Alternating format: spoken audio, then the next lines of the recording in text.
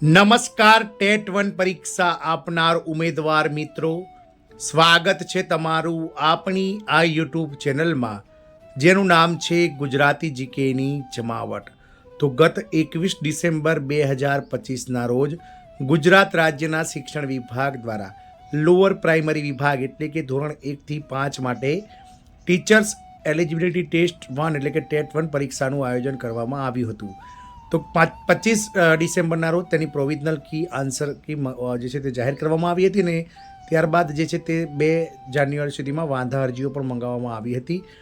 આખરે આજ રોજ એટલે કે 17 જાન્યુઆરી 2026ના રોજ ટેટ 1 પરીક્ષાની જે ઉમેદવારોએ પરીક્ષા આપી હતી 21 ડિસેમ્બર 2025ના રોજ તેની ફાઇનલ આન્સર કી જે છે તે જાહેર કરી દીધી છે। એટલે કે ફાઇનલ આન્સર કી જાહેર થયા બાદ હવે ટૂંક જ સમયમાં એટલે કે આગામી સપ્તાહમાં 25 ડિસેમ્બર સુધીમાં પરિણામ જાહેર થશે તેવી આશાઓ જન્મી છે। જાણીશું આજના વિડીયોમાં વિગતવાર કે ટેટ 1 પરીક્ષામાં કેટલા માર્ક્સમાં ગ્રેસિંગ અપાયું છે, કેટલા પ્રશ્નોના જવાબ સુધર્યા છે અને સાથે જ એ પણ જાણીશું કે સરકાર ક્યાં સુધીમાં પરિણામ જાહેર કરશે અને નવી ભરતી ટેટ 1ની જે પ્રાથમિકમાં લોઅર પ્રાઇમરીમાં ધોરણ 1 થી 5માં આપ ડીએલએડ પીટીસી ઉમેદવારો જે ટેટ 1 આપી છે તેઓની ક્યાં સુધીમાં સરકાર કરશે।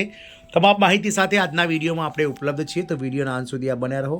જો ચેનલમાં આપ નવા સબસ્ક્રાઈબર હોય તો આપ અમારી ચેનલને સબસ્ક્રાઈબ કરીને બાજુમાં રહેલું બેલ આઇકોન દબાવી દેશો। તો ટેટ 1 પરીક્ષા ગત 21 ડિસેમ્બર 2025ના રોજ ગુજરાત રાજ્યના શિક્ષણ વિભાગ દ્વારા અલગ અલગ શહેરોમાં આયોજિત કરવામાં આવી હતી, જેની પ્રોવિઝનલ જે આન્સર કી છે તે જાહેર કરાઈ હતી પરીક્ષાના 2 દિવસ બાદ। ત્યારબાદ એક અઠવાડિયામાં વાંધા અરજીઓ મંગાવવામાં આવી હતી। આજ રોજ એટલે કે 17/1/2026ના રોજ ગુજરાત રાજ્ય શિક્ષણ વિભાગ દ્વારા આ વાંધા અરજીઓને એક કમિટી દ્વારા અભ્યાસ કરાવી અને સાચા જવાબો જે ઠરેલ છે તે જવાબોના પ્રશ્નો સુધારવામાં આવેલ છે। કુલ 150 માર્કના પ્રશ્નપત્રોમાં 8 પ્રશ્નોમાં સુધારો થયો છે, જેમાંથી 3 પ્રશ્નોના જે છે તે ગ્રેસિંગ માર્ક્સ આપવામાં આવ્યા છે અને 3 પ્રશ્નોના જે છે તે કહી શકાય કે 5 પ્રશ્નોના જે છે તે જવાબો સુધર્યા છે, એટલે કે 2 વિકલ્પો સાચા ઠરવામાં આવ્યા છે। તો આપણે એ આન્સર કીની વાત કરીએ તો ટેટ 1 પરીક્ષાની જે ટાઈપ એ એટલે કે જે સિરીઝ એની વાત કરું તો સિરીઝ એમાં 21, 72 અને 105 નંબરના પ્રશ્નોમાં ગ્રેસિંગ એટલે કે તમામ વિદ્યાર્થીઓને 1 માર્ક્સ આપી દેવામાં આવે છે। ત્યારબાદ 30મા નંબરના પ્રશ્નમાં પહેલા આન્સર કીમાં બી જવાબ હતો, જે બી અને ડી બંને સાચા છે। 55, 56, 57માં એ અને ડી, બી અને ડી અને બી અને ડી એમ કરીને બંને વિકલ્પો સાચા જવાબ ઠર્યા છે।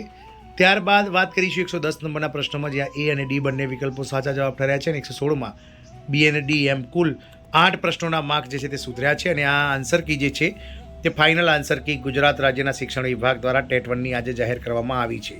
તો હવે રિઝલ્ટ ક્યારે? તમામ ઉમેદવારો જેમણે પરીક્ષા આપી છે, લગભગ 92,000 કરતાં વધારે ઉમેદવારોએ આ ટેટ 1ની પરીક્ષા આપી છે।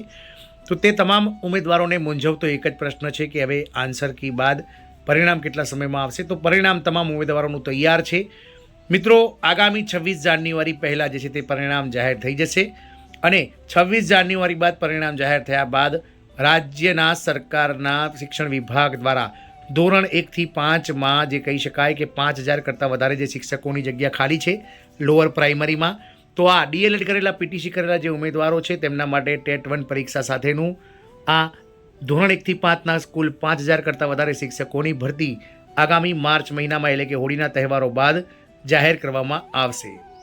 તો આ એક ખાસ અપડેટ હતી ટેટ 1 પરીક્ષા પાસ આપનાર ઉમેદવારો માટે કે તમે જે ટેટ 1 પરીક્ષા આપી છે તે ટેટ 1 પરીક્ષા માટે જે કહી શકાય કે ફાઇનલ આન્સર કીમાં 3 પ્રશ્નોના ગ્રેસ આપવામાં આવ્યા છે અને 6 પ્રશ્નોમાં 2 જવાબો માન્ય રાખવામાં આવે છે।